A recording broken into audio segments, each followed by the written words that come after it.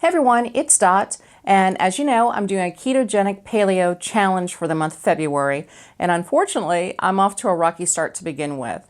I've had a lot of hip pain, and as a result of that, one of the things that's a no-no on this challenge is taking anti-inflammatories. Well, I was in so much pain where I couldn't walk, ton of swelling all over my hips and my knee, and made the decision that I just needed to take something to cope with the pain. So as a result of that, my husband and I have decided, since today is also Super Bowl Sunday, we're going to do our weigh-in tomorrow and also our measurements tomorrow. And that way we'll sort of take in all the screw-ups that we had this week, or weekend, like going out to eat because I just couldn't stand at the stove for a very long period of time to cook. Not a great start, but it is a start. I will say this, before the pain really hit me, I was able to go out grocery shopping and pick up food for the next couple of weeks for this challenge. So let's go ahead and take a look at what my haul was. Okay, this is the haul for our first week of groceries for doing the autoimmune protocol diet. And again, I'm doing a ketogenic version of it. My husband's going to be doing a little bit higher carb version of it, but not that much higher. He should still be able to get into ketosis.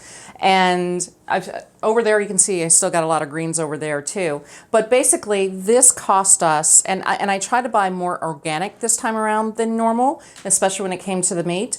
Pasture raised, grass-fed, that type of stuff. And this costs roughly $253 total. Now, comparing that to carnivore, when we were doing carnivore, we were spending up to anywhere from $325, $350 a week just for meat. So that gives you a little bit of perspective. But I'm also buying a few things I probably wouldn't buy normally. Like, for example, I found these things, they weren't on my grocery list, and it's these quote-unquote probiotic or gut shots that they have that are, they have live probiotics in here.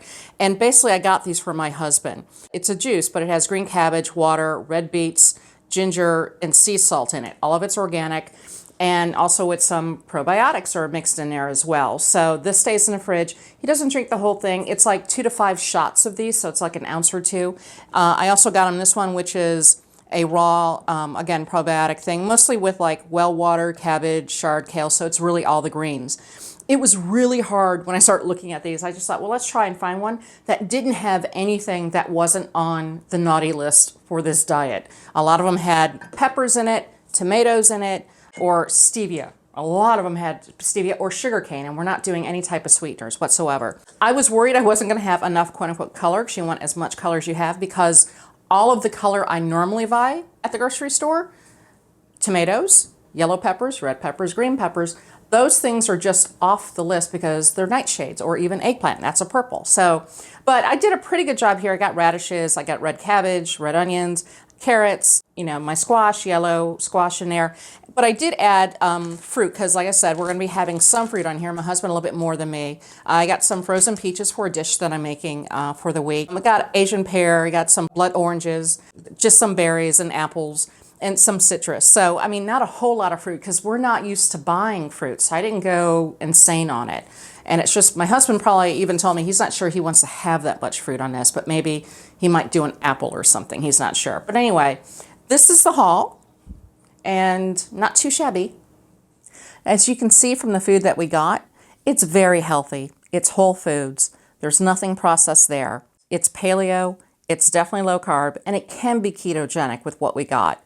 I'm hoping that the food I'm going to be making this week will definitely help my husband with his IBS issue. So that's the autoimmune component.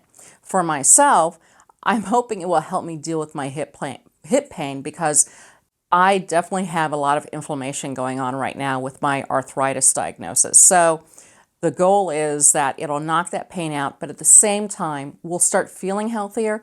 And also, as a nice side benefit, the weight will start coming off once again. Fingers crossed that it's going to work. I think it will, because the foods don't really deviate that much from what we have been eating when we're eating ketogenic and low carb. I hope you enjoy the video, share with your friends, and until next time, I'll see ya.